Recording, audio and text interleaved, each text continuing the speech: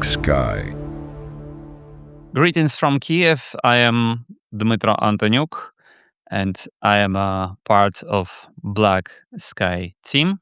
And today, this is the newest digest of our articles that's emerged on our resources. Let's start from the one which is called the UAV and robotic systems sector, how drones are transforming Ukraine's defense industry. This is written by Artur Żak and Yulia Derdyuk. The article explains how the war has turned Ukraine's drone and robotic systems sector into a key part of its defense industry. Drones now affect not only fighting on the front line, but also production, logistics, training, and military planning.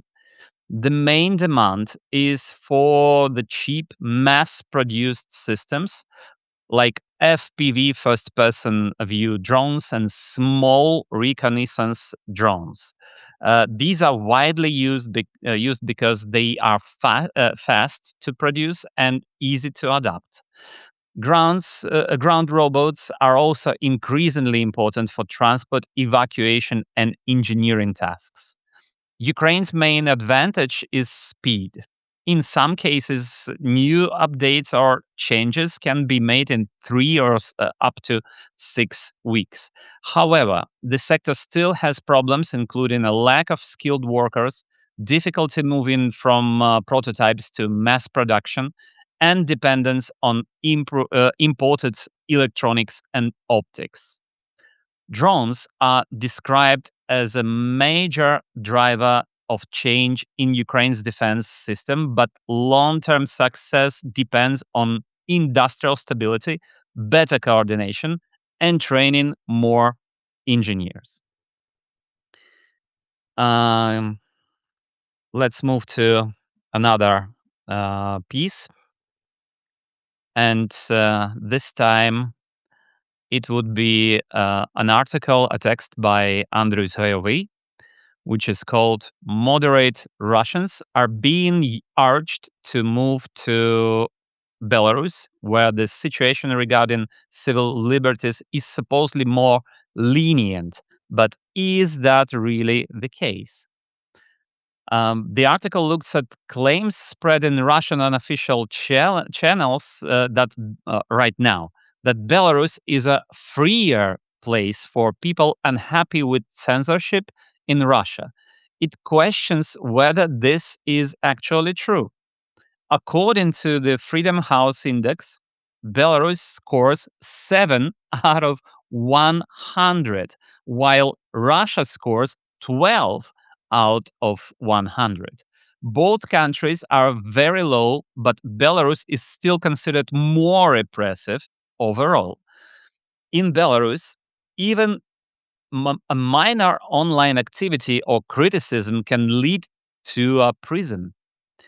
There are over 900 political prisoners, and many online platforms are labeled extremists, meaning people can be punished for simple comments or subscriptions.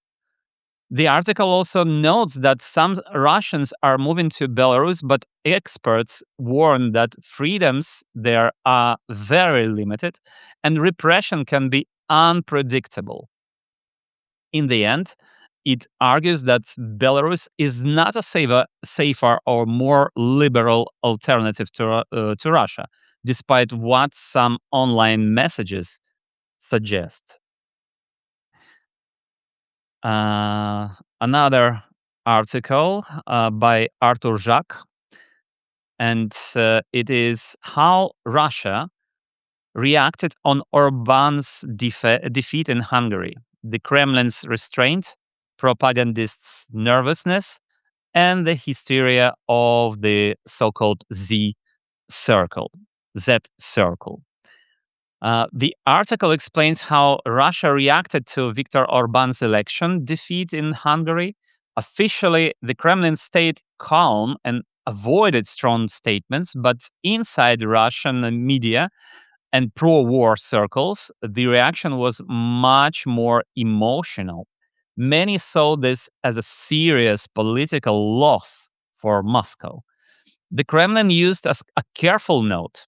It did not congratulate the winner and called Hungary an unfriendly country, but still said it is ready to cooperate. It was said by the spokesman Dmitry Peskov.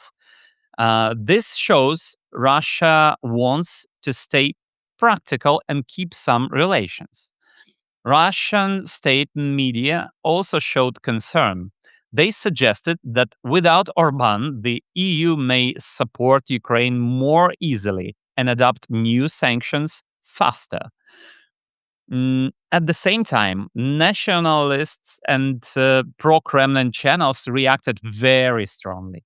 Some called it a failure of Russian foreign policy and criticized their own system for losing influence in Europe. This text highlights a contrasts, calm official statements, but nervous and critical reactions from propaganda groups, showing this result is a real setback for Russia. I would also call it even a hysteria among those Z circles. The next article is by Yulia Derdyuk. Ukraine is betting on destruction. What is driving the improvement in Ukrainian positions and holding Russia back? Um, this piece explains that Ukraine's position on the front has improved in recent months, even without major territorial changes. According to the Institute for the Study of War, Russian offensives have had little success and large breakthroughs from either side are unlikely. One key reason is the level of Russian losses. In March 2026, Russia lost about almost 32,000 soldiers and officers compared to 26,000 in February. Ukraine's strategy is to increase these losses to a level higher than Russia can replace through mobilization. Another important factor is technology. Ukraine has increased the use of drones and even surpassed Russia in some types. In March 2026, Ukrainian forces destroyed a record of 59,000 Russian drones compared to 39,000 in February. This is really a dramatic change. The article concludes that Ukraine is improving its position by weakening Russia's resources and solving its advance rather than making larger territorial gains. At the same time, Russia may respond by increasing its attacks, and we really see it almost every day. The next piece is by Svitlana Mialyk. It is called the Potash Maze. The text explains that the US partially lifted sanctions on Belarusian potash in March 2026 after Belarus released 250 political prisoners. This move could affect the global fertilizer market, where Belarus and Russia once controlled about 40% of supply. Sanctions in 2021 forced Belarus to sell more to Asian markets at lower prices. Despite the US decision, returning to European markets is still difficult because EU sanctions remain and logistics are complicated. Belarus now mainly exports through Russian ports like Ust-Luga, which has recently been targeted by Ukrainian drone attacks, creating new risks. The text also suggests that Ukraine could benefit from this situation by offering transit routes through its own ports. This could weaken Russia's economic position and give Ukraine more influence. However, the idea that the US can pull Belarus away from Russia is seen as unlikely. And to conclude today's digest, we have an editorial material, an editorial article, which is called TISZA Wins in Hungary Despite FIDESZ Dirty Tricks. The material reports that the opposition TISZA party, led by Peter Magyar, won the Hungarian elections in April 2026, defeating Viktor Orbán and FIDESZ. The elections were technically fair, but the campaign was not equal, as FIDESZ, the party led by Viktor Orbán, had advantages like strong media control and use of state resources. The campaign included aggressive tactics such as fake scandals and personal attacks against the opposition leader. There were also signs of coordination between Orbán's government and Russia, including similar messages and possible advisory support, although there is no clear proof of direct Russian control. This piece concludes that pro-Russian rhetoric and focus on Ukraine did not help Fidesz and may have contributed to its defeat. Instead, voters were more focused on internal issues like corruption and the economy, which led to a strong support for change.